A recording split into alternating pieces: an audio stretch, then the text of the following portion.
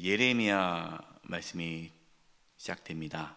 그리고 이제 열왕기하 23장 31절 그리고 24장 이제 36장 1, 2절 이렇게 보시면 이제 남유다가 멸망당하는 그러한 시기이죠.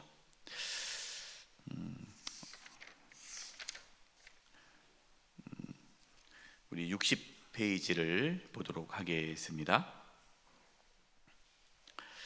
오늘 말씀의 제목은 생명의 근원이 되시는 하나님으로 정해 보았는데요. 유다가 멸망한 이유, 여러 가지 이유가 있죠. 가장 큰 이유는 생명의 근원이 되시는 하나님을 저버리고 생명의 근원이 되지 않는 힘 있는 나라를 붙잡았기 때문입니다. 여러분, 우리가 오늘 이제 예레미야 선지자를 통해서 하나님께 주신 말씀을 들을 텐데 단순히 이 당시 유다 백성들에게 주신 말씀이 아니라 오늘 우리에게 주신 하나님의 말씀이죠. 혹시 우리가 유다 백성들처럼 생명의 근원이신 하나님을 저버리고 생명의 근원이 되지 않는 물질과 세상의 명예와 또 힘 있는 사람들을 의지하고 있지는 않은가? 오늘 말씀을 통해서 자신을 돌아보고 또 회개할 것은 회개하고 우리의 신앙을 바르게 하는 그런 시간이 되었으면 좋겠습니다. 자, 첫 번째, 생명의 근원 되시는 하나님입니다. 같이 한번 읽어보겠습니다. 60페이지입니다. 같이 한번 읽어보겠습니다. 시작. 하나님은 생명의 근원이 되십니다. 그렇기 때문에 하나님을 떠나서는 살 수 없습니다. 하나님 안에서만 참된 안식과 평안을 누릴 수 있습니다. 생명의 근원이 되시는 하나님께 나아가심으로 풍성한 생명의 삶을 누리시기를 바랍니다. 아멘. 네. 여러분 믿으십니까? 네. 하나님만이 생명의 근원이세요. 여기서 중요한 것이 하나님만입니다. 생명의 근원이 여러 개가 있어서 그 중에 한 분이 하나님이 아니라 하나님만이 생명의 근원이시다라는 거예요.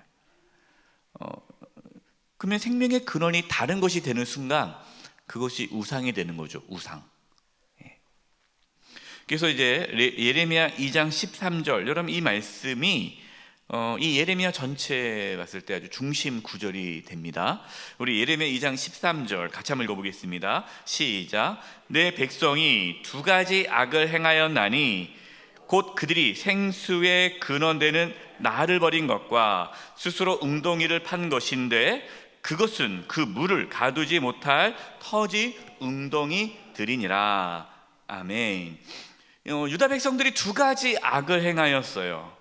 화면을 보시면요, 두 가지 악. 첫 번째는 무엇입니까? 생수의 근원이신 하나님을 버린 것이에요.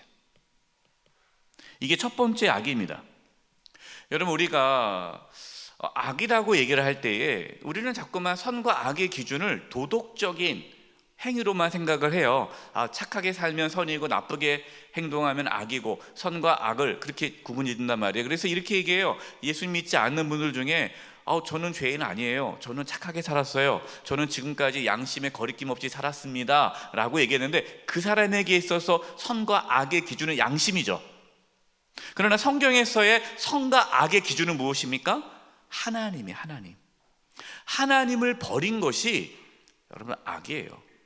우리가 하나님을 의지하지 않고 하나님을 바라보지 않고 내가 다른 것을 의지한다면 그게 악이라는 거죠. 그래서 생수의 근원이신 하나님을 버린 것이 첫 번째 악이고, 두 번째 악이 무엇입니까? 스스로 웅덩이를 판 거예요.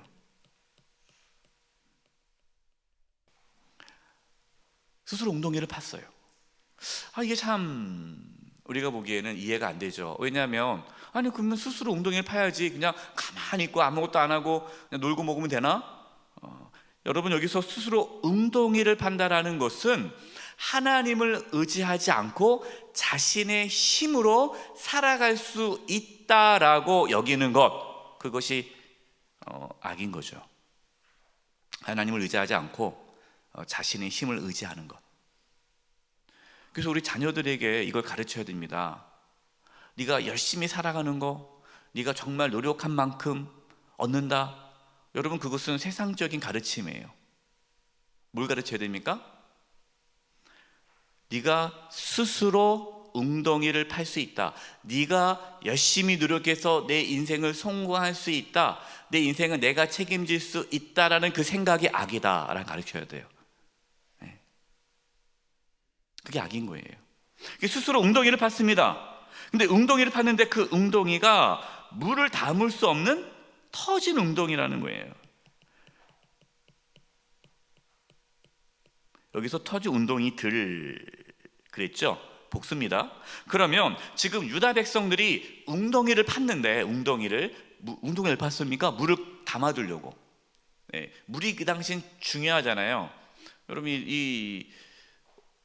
이스라엘 백성들이 살고 있는 그 이스라엘 땅은 물이 참 중요합니다. 물이 생명이죠. 그래서 물을 담기 위해 웅덩이를 팠는데 터진 웅덩이에요. 물을 담을 수가 없어요. 그럼 여기서 터진 웅덩이들이 무엇입니까? 애굽과 아수르예요. 하나님께서 끊임없이 유다 백성들에게, 지도자들에게, 왕에게 뭘 말씀하십니까?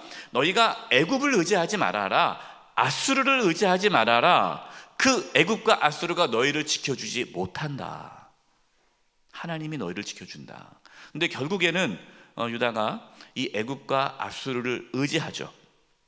결국 바벨론에 의해서 이 애굽과 아수르는 무너지게 되고, 또 애굽과 아수르를 의지했던 유다는 바벨론 포로로 끌려갑니다. 이것이 예레미야 선지자가 끊임없이 외쳤던 메시지예요. 여러분, 오늘도 동일합니다. 하나님께서 동일하게 우리에게 말씀하시는데 우리는 여전히 생수의 근원이 하나님을 저버리고 힘 있는 사람을 붙잡죠. 정직해야 돼요. 우리는 그렇지 않은 것 같은데 눈에 보이는 힘 있는 사람, 돈과 세상의 힘과 권력을 붙잡습니다. 여러분, 그것이 악이에요. 망하는 길이에요.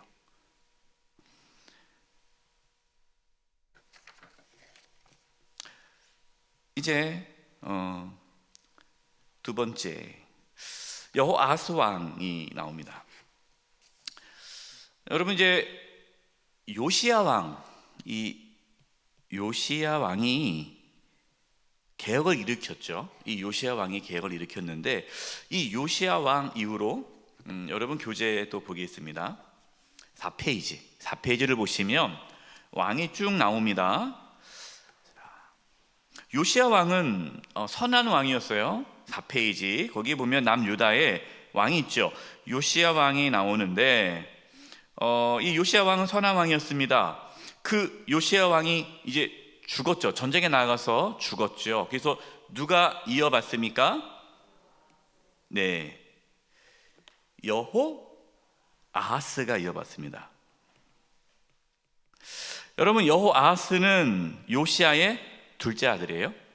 여호아하스가 물려받았습니다. 근데 여호아하스가 몇 개월만 일을 합니까? 왕이 됩니까? 3개월 다스립니다. 왜 3개월 다스리죠? 악을 행해서 하나님께서 심판하시죠. 여러분, 여기 4페이지를 딱 손에 두고 또 60페이지 다시 보시고 이렇게 보겠습니다. 여러분, 흐름을 아셔야 될 것 같아서. 자, 2번 여호아하스, 요시야의 아들이에요. 둘째 아들. 자, 읽어보겠습니다. 제가 읽을게요. 열왕기하 23장 32, 33절. 여호아하스가 그의 조상들의 모든 행위대로 여호와 보시기에 악을 행하였더니, 악을 행했어요. 아버지 딸을 대하지 않습니다. 그랬더니 어떻게 됐습니까? 바로 누구가? 애굽입니다. 애굽 왕이 그를 하맛 땅 리블라에 가두어 예루살렘에서 왕이 되지 못하게 하고, 또 그 나라와 온 백성, 또 그 나라와 은 100달란트와 금 1달란트를 벌금으로 내게 하고. 이 바로 왕이 이 애굽이죠. 애굽의 바로 왕이 여호아하스를 이제 왕이 되지 못하게 하고 누구를 왕으로 세웁니까? 예, 여호야김을 세우는데 이 여호야김은 누구냐? 여호아하스의 형이에요, 형. 그러니까 동생을 이제 왕에서 폐위하고 요시야의 첫째 아들이죠. 원래 이름은 뭡니까? 엘리아김. 원래 이름은 엘리아김이에요. 그런데 이 애굽 왕 바로가 이 엘리야김을 이름을 바꾸죠. 뭘로 바꿉니까? 예, 여호야김으로 바꾸죠.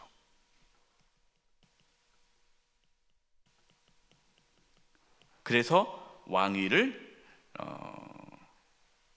올리게 합니다. 이 여호야김은 11년 동안 이제 왕위를 이어받습니다. 여러분 세 번째 보니까 여호야김의 왕의 죄야. 이 형도 또 악을 행해요. 안타깝죠. 이 요시야의 이 둘째 아들도 악을 행해서 바로 왕이 이제 폐위시키고, 그러니까 바로 왕이 세운 왕이 이제 요시야의 큰아들 엘리야김을 이름을 바꿔서 여호야김으로 이름을 바꿔서 세웁니다. 60페이지 제가 읽을게요. 열왕기하 23장 37절. 여호야김이 그의 조상들이 행한 모든 일을 따라서 여호와 보시기에 악을 행하였더라. 이 여호야김은 누구를 섬길까요? 당연히 애굽을 섬기겠죠. 애굽 왕이 이 엘리야김을 왕으로 세웠으니까 이 여호야김은 애굽 왕의 명령을 듣고 이제 조공을 바칩니다.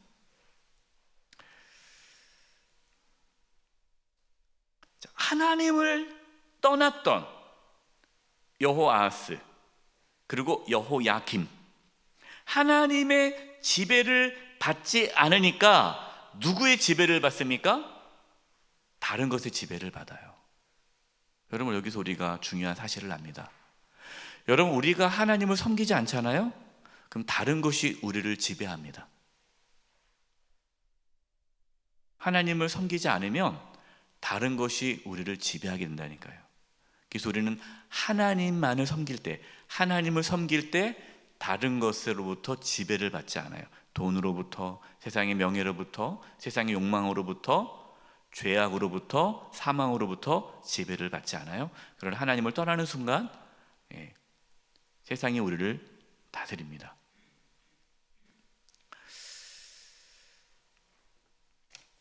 우리 61페이지 열왕기하 24장 1절과 4절 보십시오. 여호야김 시대에 이제 바벨론 왕 느부갓네살이 올라오매 여호야김이 3년간 섬기다가 돌아서 그를 배반하였더니, 자, 여러분 얼마나 불쌍합니까? 하나님을 섬기지 않으니까 애굽이 다스리다가 이제는 바벨론이 등장해서 바벨론이 또 계속 괴롭힙니다. 그래서 이 여호야김이 또 바벨론을 섬겨요. 애굽도 섬겼다가 바벨론도 섬겼다가 막 힘들죠. 조공을 계속 바쳐야 되니까 국민들도 힘든 거예요.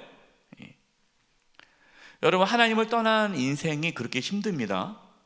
여러분 하나님을 섬기지 않은 사람은요 피폐한 삶을 살게 돼요. 자, 3년간 섬기다가 돌아서 그를 배반하였더니, 바벨론을 배반했습니다. 2절 여호와께서 그의 종 선지자들을 통하여 하신 말씀과, 하나님께서 많은 선지자들을 보냈습니다.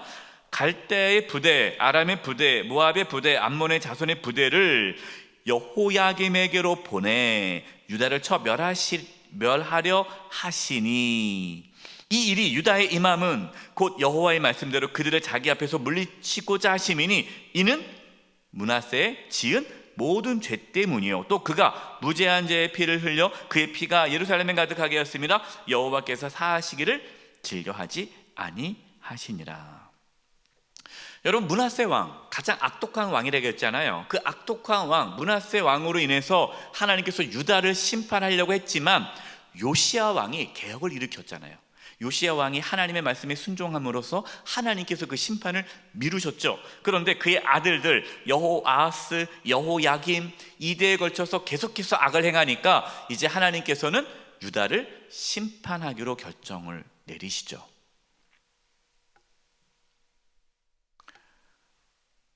결국 어떻게 됩니까? 여러분, 여호야김, 그때 바벨론이 쳐들어와서 이 여호야김을 포로로 끌려갑니다. 1차 바벨론 포로가 시작되죠.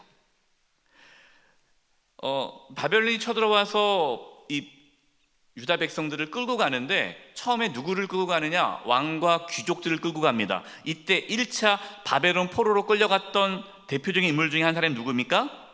다니엘이 이때 끌려가는 거죠. 네, 다니엘이 끌려가고 그리고 여호야김이 끌려갑니다.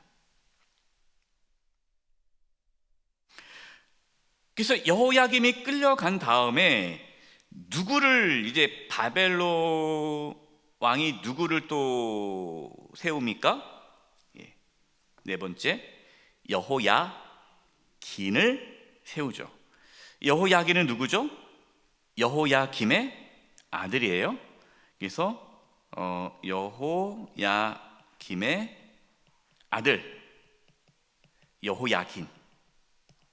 이름이 비슷해가지고 헷갈립니다. 하나는 김이고 하나는 긴이에요.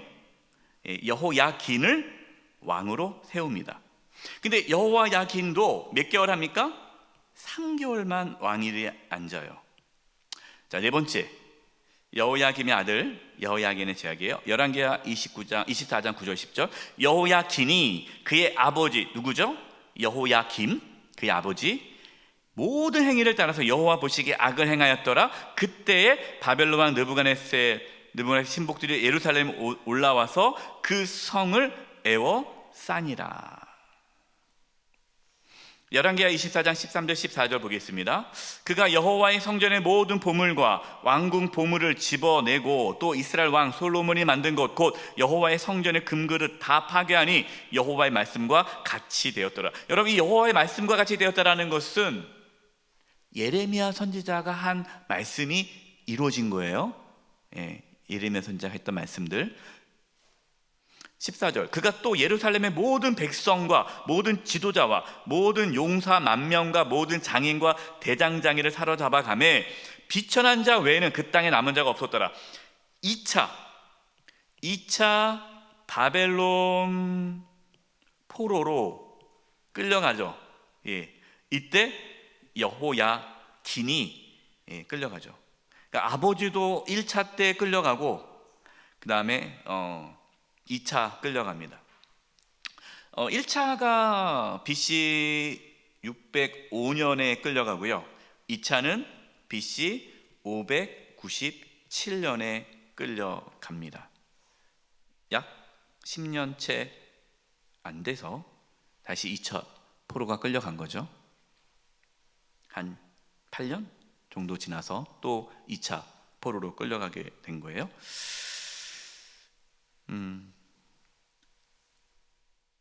이때 모든 사람이 다 끌려가고 이제 비천한 자 외에는 남은 자가 없습니다. 그래서 이제 이 여호야긴이 끌려갔으니까 누구를 또 왕으로 세웁니까?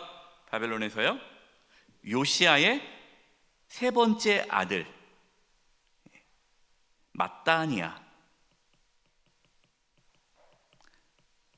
mat단이야를 왕으로 세웁니다. 이 이름을 시드기야로 바꿨어요. 그러니까 요시야의 아들 3명이 다 왕이 됩니다. 첫 번째 둘째 아들이 됐다가 첫째 아들이 됐다가 손자가 됐다가 다시 막내 아들이 되는 거죠. 이해가 되시죠?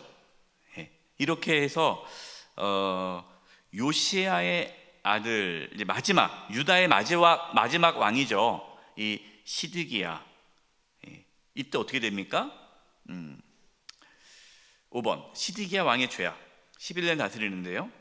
대하 36장 11절 12절 시드기야가 왕에 오를 때 나이가 21세라 예루살렘에서 11년 동안 다스리며 그의 하나님 여호와 보시기에 악을 행하고 선지자 예레미야가 여호와의 말씀을 일러도 그 앞에서 겸손하지 아니하였으며.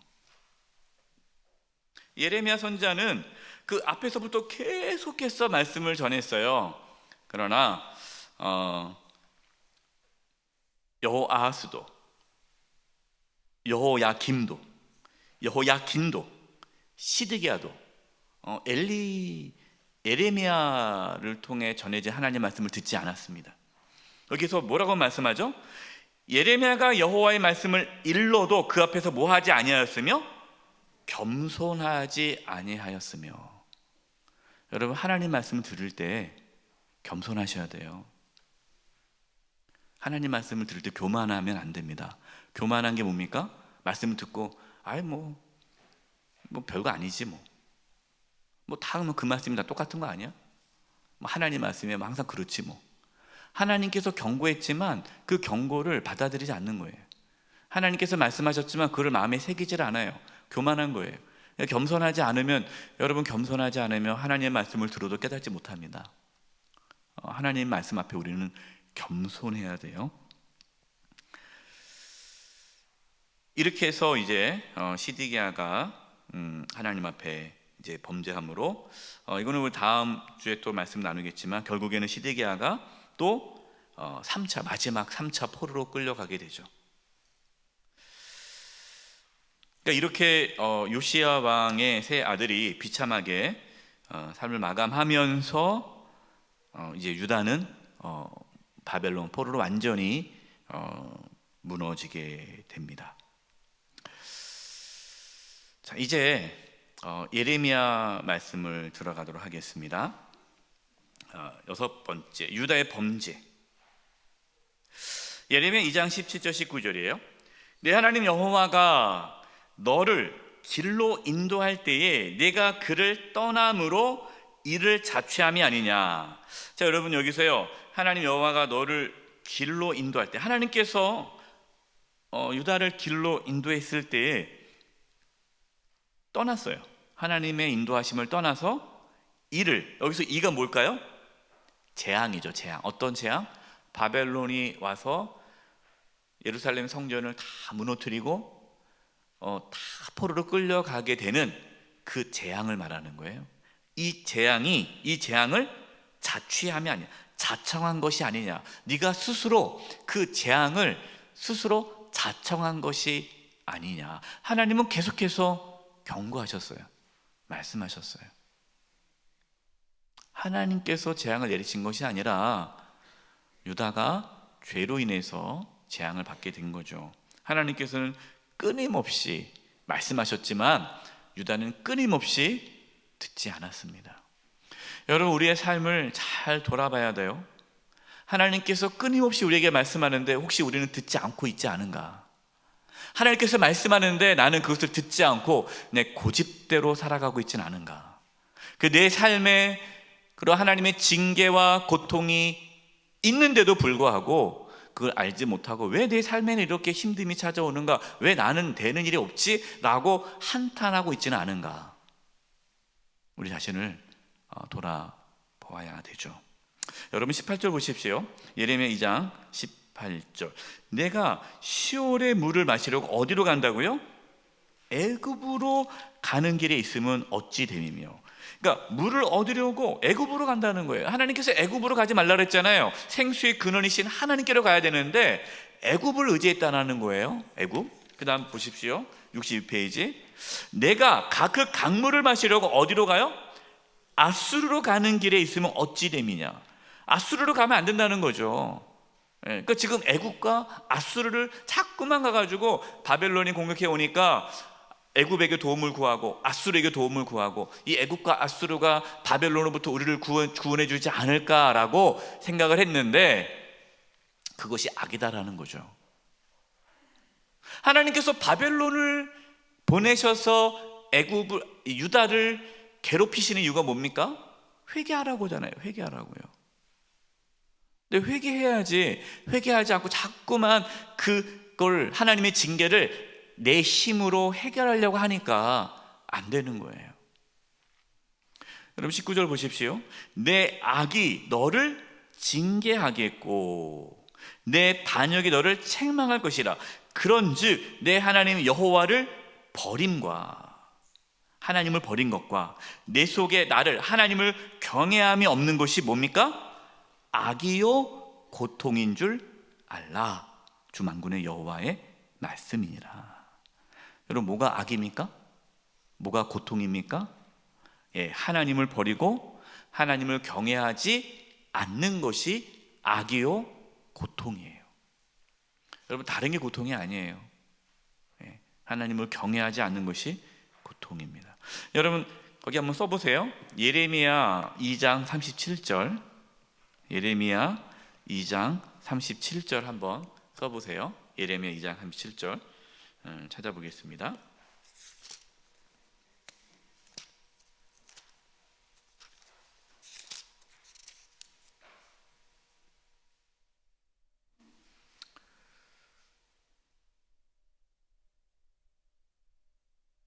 예레미야 2장 37절 제가 읽을게요.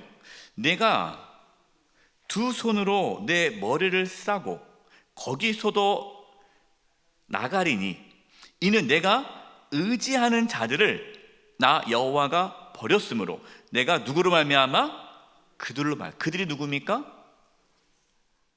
유다가 의지하고 있는 애굽과 아수르로 말미암아 뭐 하지 못할 것이요? 형통하지 못할 것임이라. 여러분 우리가 의지하는 그것 때문에 형통하지 못한 거예요.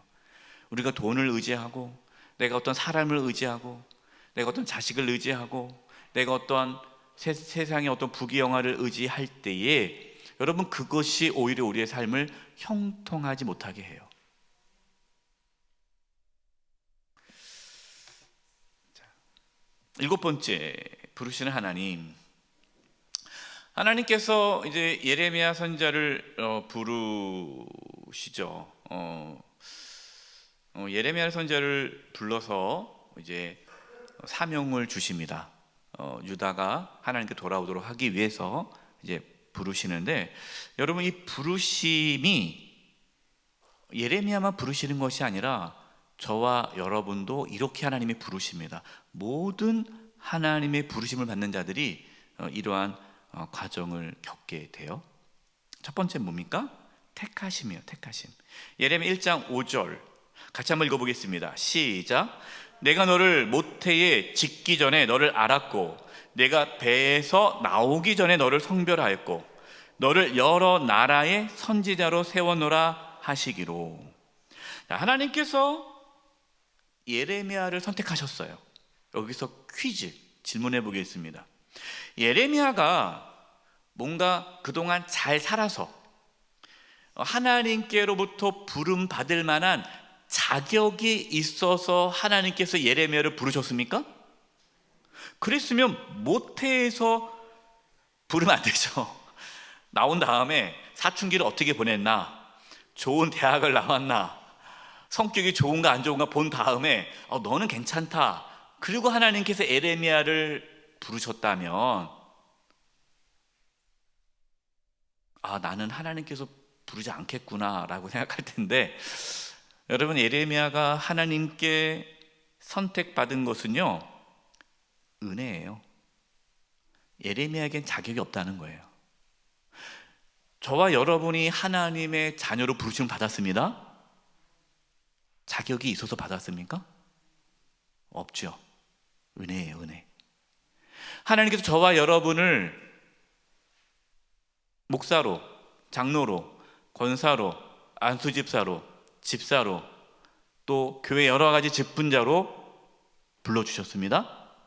자격이 있어서 불렀습니까? 아니요. 하나님의 은혜예요. 어떤 분이 이렇게 얘기해요. 목사님 저는 자격이 없어요. 저는 할 수 없어요. 못해요. 저는 자격이 없어요. 하나님께서 뭐라고 말씀합니까?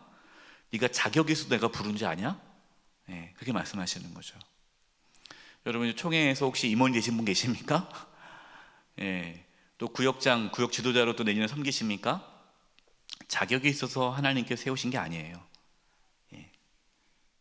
하나님의 일은 하나님이 하십니다.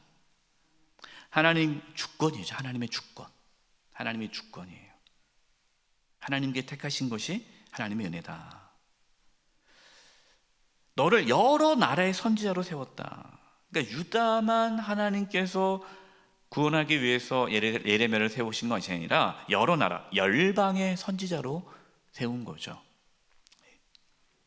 마찬가지입니다. 하나님께서는 저와 여러분을 부르셔서 하나님의 자녀 삼아 주셨고, 또 우리를 통해 모든 열방이 하나님께 돌아오도록 저와 여러분을 부르셨어요. 두 번째, 사명입니다. 이렇게 부르시니까 예레미야가 뭐라고 그럽니까? 나는 아이라, 나는 아이입니다, 나는 말도 못합니다, 나는 아무것도 못합니다, 왜 나 같은 자를 부르십니까? 좀 못해요 라고 합니다. 그때 하나님 뭐라고 말씀하십니까? 예레미야 1장 7절 읽어보겠습니다. 시작. 여호와께서 내게 이르시되 너는 아이라 말하지 말고 내가 너를 누구에게 보내든지 너는 가며 내가 내게 무엇을 명령하든지 너는 말할지니라. 여러분, 이것이 사명이에요. 사명. 여러분, 사명은요 능력으로 하는 게 아닙니다. 사명은 무엇으로 이룹니까? 순종으로 이루는 거예요. 순종. 여러분, 능력이 있어봤자 얼마큼 있겠어요? 하나님께서 능력이 많으신데 하나님께서 요구하시는 것은 능력이 아닙니다. 나는 아입니다, 나는 못합니다. 그러니까 하나님께 뭐라고 말해요? 무슨 소리냐? 뭐 네가 능력이 있어 네가 그 일을 하는 거 아니다. 착각하지 말아라. 그냥 내가 여기로 가라 그러면 가고, 이 말을 하라 그 말을 해라. 내 말에 순종하라. 여러분, 이것이 사명자의 태도예요. 여러분, 하나님께서 우리에게 요구하시는 것은 능력이 아니라 뭡니까? 순종이에요. 순종. 순종하면 돼요. 네. 세 번째, 함께하심. 예레미야 8장 9절입니다. 너는 그들 때문에 두려워하지 말라. 그들이 누굴까요? 지금 이 예레미야가 예루살렘이 멸망한다, 하나님께서 심판하신다, 바벨론 포로로 끌려갈 것이다 라고 전하면 누가 제일 싫어하겠어요? 왕이 싫어하겠죠. 그리고 그 당시 지도자들이 싫어하겠죠. 종교 지도자들이 싫어하겠죠. 왜냐하면 그 당시 종교 지도자들은 평안할 겁니다, 평안할 겁니다, 하나님께서 우리 지켜주실 겁니다, 거짓된 평안을 전했는데 반대된 메시지를 전하니, 하나님의 심판을 전하니 누가 좋아하겠어요? 근데 그들 때문에 두려워하지 말라. 내가 뭐 하리라? 너와 함께하여 너를 구원하리라. 여러분, 하나님이 함께 하신다는 그 확신 가운데 우리는 사명을 감당하는 거예요. 예수님께서도 말씀하셨잖아요. 너희는 모든 족속으로 제자를 삼아 아버지, 아들과 성령의 세례를 주고 내가 내게 분부한 모든 것을 가르쳐 지키게 하라. 볼지어다 세상 끝날까지 내가 너희와 항상 함께 있으리라. 여러분, 우리 혼자 하나님 일을 하는 게 아니에요. 하나님이 함께 하십니다. 사명자는 하나님과 함께 그 일을 하는 거예요. 그걸 절대로 놓쳐서는 안 돼요. 하나님께서 함께 하신다고 말씀하셨습니다. 여호와께서 그의 손을 내밀어 내 입에 대시면 여호와께서 내게 이르시되 보라 내가 내 말을 내 입에 두었노라. 예레미야는 자기 말을 전하는 것이 아니라 하나님의 말씀을 전하는 거죠. 여러분, 예레미야 이제 1장을 읽어보셨을 텐데 1장에 환상이 나옵니다. 살구나무 가지 환상과 끓는 가마 환상이 나와요. 이 살구나무 가지의 환상은 하나님의 임박한 심판에 대한 환상입니다. 살구나무가 가장 제일 먼저 피는 꽃이에요. 봄에 피는 꽃인데, 그래서 살구나무 가지가 나왔다라는 것은 이제 하나님의 심판이 곧 임한다라는 거고, 이 끓는 가마가 북쪽에서 이제 기울어져서 끓는 가마가 이제 기울어집니다. 끓는 이제 물이 쏟아지는데, 이것은 이제 북쪽에 있는 바벨론의 하나님의 심판, 하나님께서 바벨론을 통해서 유다를 심판하겠다라는 것을 보여주는 환상이죠. 임박한 하나님의 심판에 대한 환상이었습니다. 자, 여덟 번째, 기다리시는 하나님. 첫 번째, 지금 여러분 제가 이제 총 6개의 메시지를 예레미야에서 뽑았는데 요 9장까지요. 하나님께서 무슨 말씀을 하시는가 이제 보면요, 돌아오라라는 단어가 예레미야 전체 7번 나옵니다. 돌아오라, 돌아오라, 돌아오라. 참 많이 나와요. 예. 하나님께서는 기다리시는 하나님이라는 거죠. 여러분, 하나님께서 지금 얼마나 오랫동안 기다렸습니까? 므낫세 때 하나님이 심판하려고 했지만 요시야가 왕이 등장해서 개혁을 일으키고 하나님 말씀 앞에 회개하고 막 그러니까 하나님 기다리셨잖아요. 근데 그 요시야의 세 아들, 또 요시야의 손주까지 포함하면은 내 왕 때에 하나님은 계속 기다리셨어요. 기다렸지만 그들이 돌이키지 않았죠. 돌아오지 않았죠. 예, 여러분, 하나님은 기다리시는 분이세요. 하나님이 기다리실 때에 돌아갈 수 있기를 바랍니다.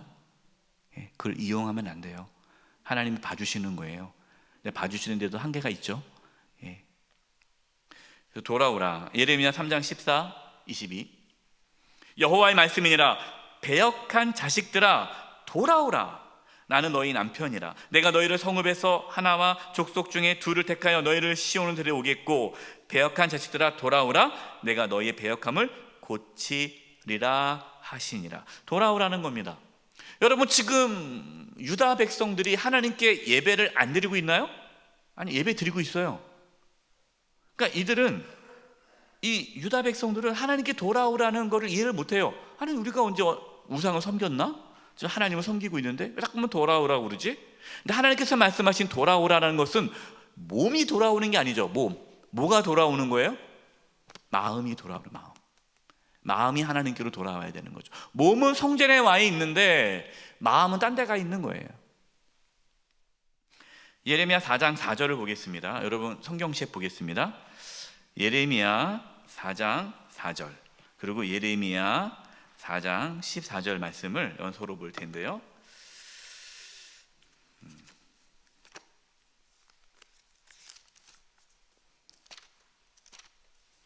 예레미야 4장 4절 제가 읽을게요.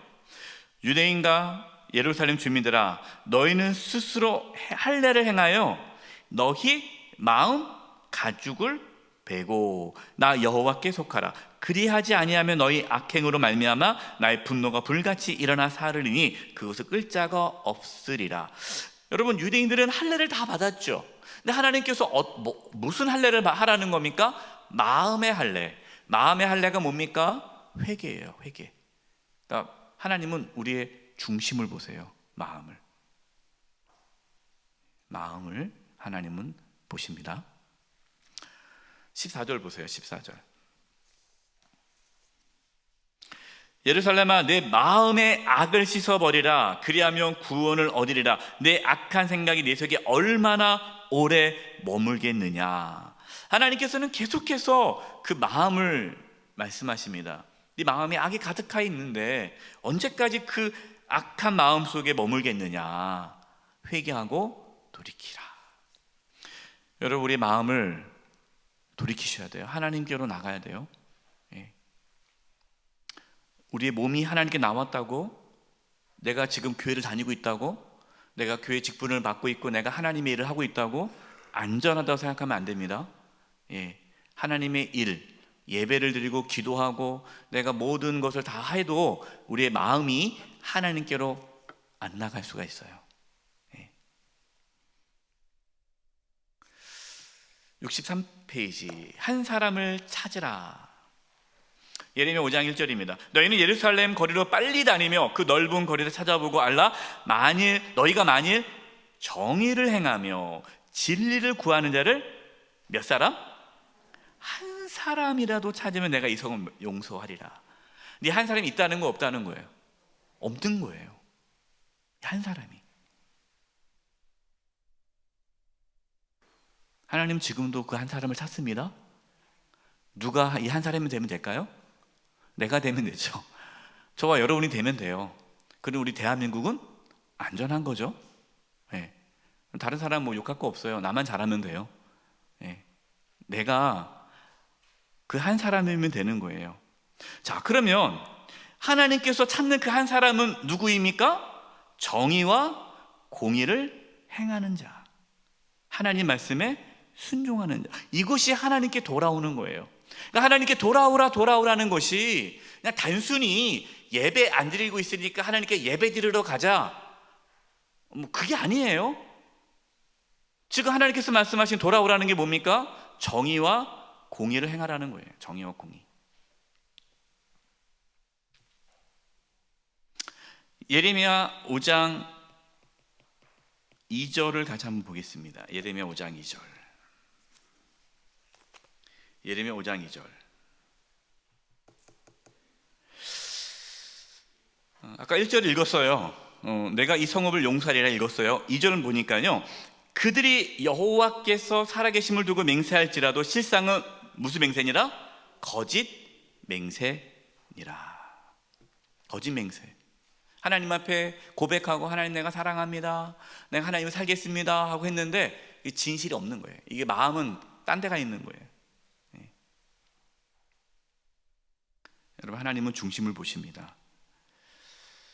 세 번째, 행위를 바르게 하라고 말씀합니다. 예레미야 7장 5절 7절 같이 한번 읽어보겠습니다. 시작. 너희가 만일 길과 행위를 참으로 바르게 하여 이웃들 사이에 정의를 행하며 이방인과 고아와 가부를 압제하지 아니하며 무죄한 자의 피를 이곳에서 흘리지 아니하며 다른 신들 뒤를 따라 화를 자초하지 아니하면 내가 너희를 이곳에 살게 하리니 곧 너희 조상에게 영원 무궁토록 준 땅에이니라. 하나님은 지금도 약속하신 거예요. 지금이라도 너희가 행위를 바르게 한다면, 정의를 행한다면 이 예루살렘에 살게 해줄 거다. 여러분, 신앙은 뭘까요? 신앙은 삶이에요. 여러분, 신앙은 종교 행위가 아니에요. 예배드리고 기도하고 말씀 읽고, 여러분, 그러한 어떤 신앙, 그것이 어떠한 그러한 것들이 신앙이 아니라 진정한 신앙은 삶으로 나타난다는 거예요. 삶. 우리의 삶에 하나님의 정의와 공의와 하나님 말씀의 순종함이 나타나는 거죠. 네 번째, 거짓된 신앙의 확신을 버리라. 여러분, 저는 이 예레미야 이 7장 이 4절, 8절, 10절 이 말씀이 한국교회에게 주시는 메시지라고 저는 봅니다. 거짓된 신앙의 확신을 버리라는 거예요. 예레미야 7장 4절입니다. 너희는 이것이 여호와의 성전이라 여호와의 성전이라 하는 거짓말을 믿지 말라. 이게 무슨 말이에요? 지금 종교 지도자들이 이 예루살렘 성전은 하나님의 성전 아니냐, 이 여호와의 성전이라 하나님의 성전이기 때문에 절대로 이 성전은 무너지지 않을 것이다. 그 거짓말을 믿지 말라는 거예요. 8절, 보라 너희가 무익한 거짓말을 의존하는도다. 그러니까 백성들이 뭘 의존하는 거예요? 그 거짓말을 의존하는 거예요. 그래, 우리 성전이 있으니까 안전하겠지? 악을 행하면서. 여러분, 성전 자체가 유다를 지켜주는 게 아니죠. 유다 백성들을 지켜주는 게 아닙니다. 누가 지켜주는 겁니까? 하나님이 지켜주는 거예요. 하나님이요? 하나님이 유다를 지켜주는 거죠. 유다 백성들을요. 하나님이 저와 여러분을 지켜주는 겁니다. 교회가 지켜주는 게 아니에요. 근데 우리 지금 어떤 착각이 있어요? 예배만 잘 드리면 하나님께서 나를 지켜주겠지.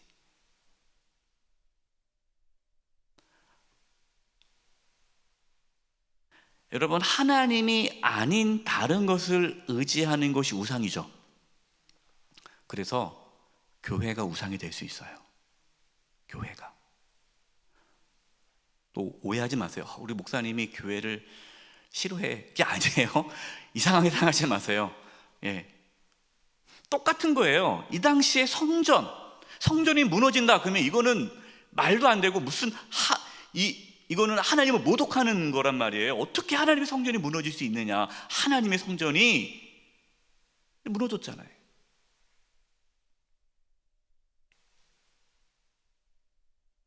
여러분, 교회가 우상이 될 수 있고요, 목회자가 우상이 될 수 있어요. 우리 목사님, 이 목사님이 날 지켜주실 거야. 여러분, 교회도, 목사님들도 여러분을 지켜줄 수 없어요. 하나님만이 지켜주십니다. 하나님만을 의지해야 돼요. 한국교회가 교회를 우상화하기 시작했어요. 우리 교회. 목회자도 그렇게 얘기했죠. 주일 성수만 잘하면 하나님께 지켜주신다. 예배만 잘 드리면 된다. 11조 생활만 하면 된다. 그러니까 교회만 열심히 나오고 11조 생활만 열심히 하면 하나님께서 축복 주신다. 물론 여러분, 틀린 말은 아니에요. 맞는 말이에요. 그런데 거기 전제 조건이 있어요. 뭐가 전제 조건입니까? 하나님 말씀에 순종하는 게 전제 조건이죠. 하나님 말씀에 순종하지 않아요, 하나님의 말씀에 불순종한단 말이에요. 세상에서 악을 행한단 말이죠. 하나님의 정의와 공의가 삶에 없어요. 그런데 예배 드린다고 해서 하나님 나라를 지켜준다? 여러분, 그것이 거짓된 신앙의 확신이다라는 거예요. 여러분, 이곳에서부터 우리가 정직하게 자신을 돌아봐야 됩니다. 9절입니다. 예레미야 7장 9절. 너희가 도둑질하며 살인하며 간음하며 거짓 맹세하며 바알에게 분향하며 너희가 알지 못하는 다른 신들을 따르면서, 10절 보십시오. 내 이름으로 일컫음을 받는 이 집에 돌아와서, 이 집이 뭡니까? 하나님의 집, 성전이죠. 그러니까 밖에서는 나쁜 짓을 다 하는 거예요. 하나님 말씀대로 살지 않아요. 악을 행했어요. 그러면 성전에 들어오면서 뭐라고 말을 합니까? 내 앞에 서서 말하기를 우리가 구원을 얻었나이다 하느냐, 이는 이 모든 가증한 일을 행하려 함이로다.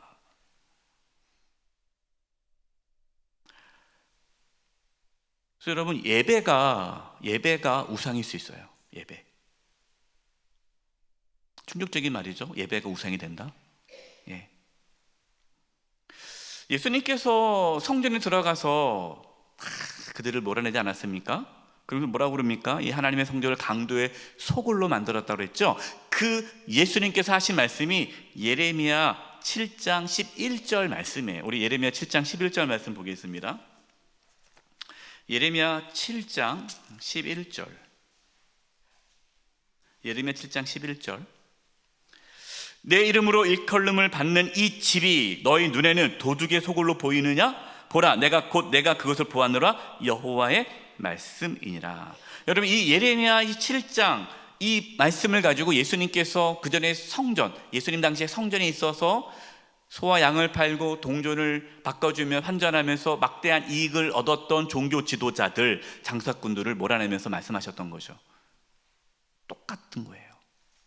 이 예레미야 시대와 똑같이 예수님 시대도 예루살렘 성전이 우상이 되었고, 오늘날 한국 교회도 이것을 범하고 있죠. 여러분, 우리는 하나님의 경고를 들어야 됩니다. 5번째, 말씀을 들으라.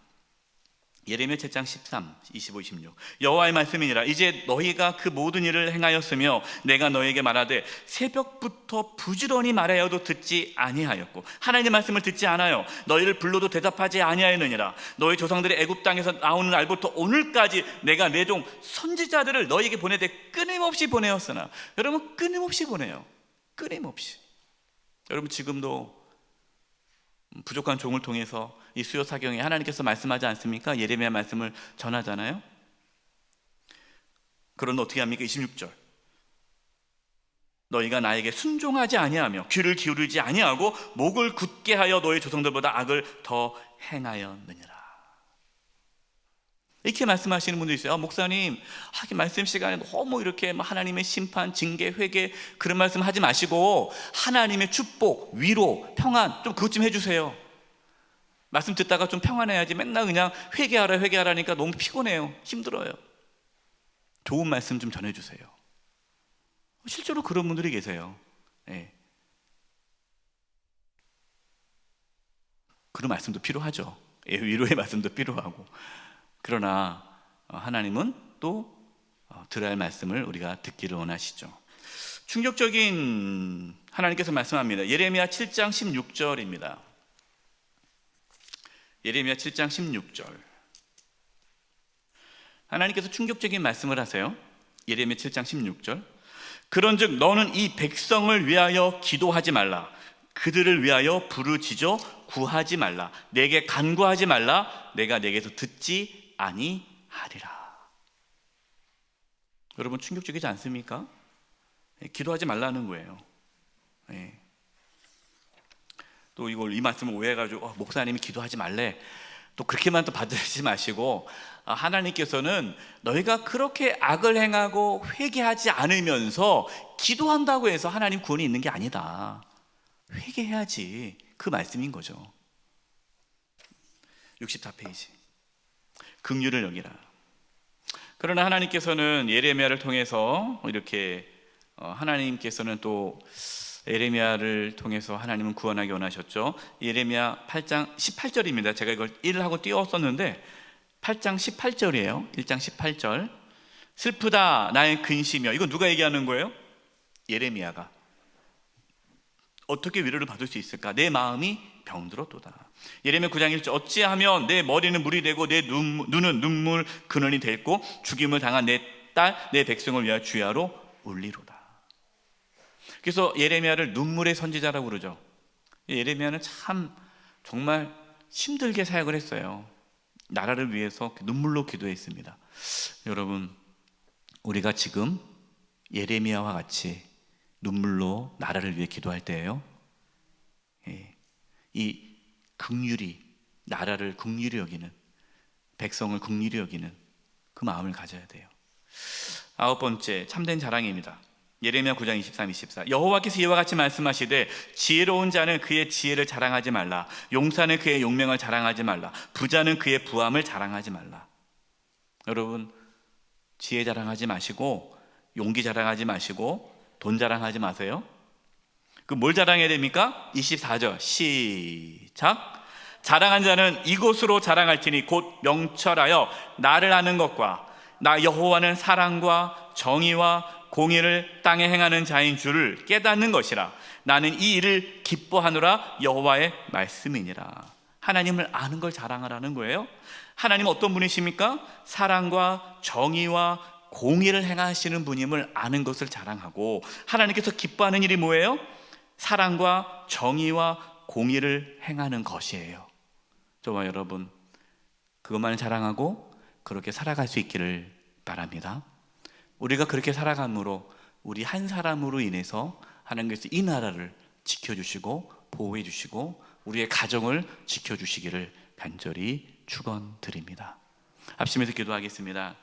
우리가 기도할 것은, 하나님, 우리가 정말 하나님께 마음을 다하여 하나님께 나아가게 도와주시고, 우리가 이러한 거짓된 신앙의 확신을 버리고 정말 마음을 다하여 하나님께 회개하고 돌이키고 하나님께 나아가게 도와주시고, 정의와 사랑과 정의와 공의를 삶 속에서 행할 수 있게 주시옵소서.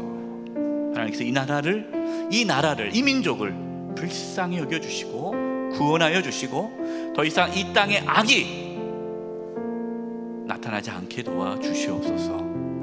우리 자신이 하나님 앞에 이 부르심에 순종하며 나아갈 수 있도록, 또 우리 가정과 또 교회와 나라를 위해 중보하며 기도하겠습니다. 기도드리겠습니다. 하나님 아버지, 시작합니다. 아버지 하나님 도와주시옵소서. 아버지 하나님 도와주시옵소서. 하나님 아버지 도와주시옵소서. 하나님 아버지 도와주시옵소서.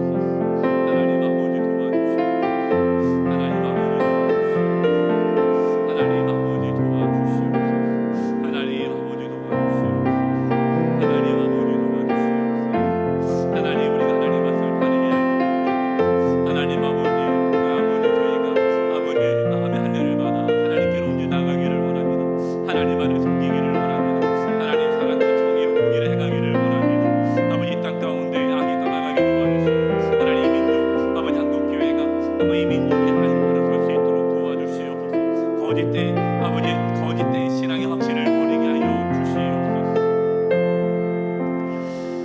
하나님 아버지, 저희가 마음을 찢고 하나님 앞에 진실로 회개하며 나가게 해주시며 사랑과 정의와 공의를 삶 가운데 행하며 살게 하여 주시옵소서. 거짓된 신앙의 확신을 버리게 하여 주시옵소서. 한 사람을 찾는다고 말씀하셨는데 우리가 그 한 사람이 되어 이 나라, 이 민족, 또 이 가정과 교회를 지키게 하여 주시옵소서.